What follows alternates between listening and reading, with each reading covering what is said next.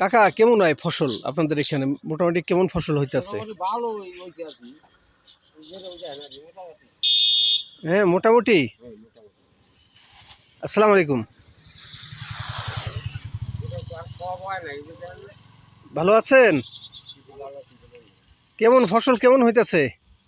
ভালো হইতেছে। ভালোই। আগের বছর থেকে ভালো না অনেক ভালো। কাকা? আগের বছর থেকে ভালো না? অনেক ভালো।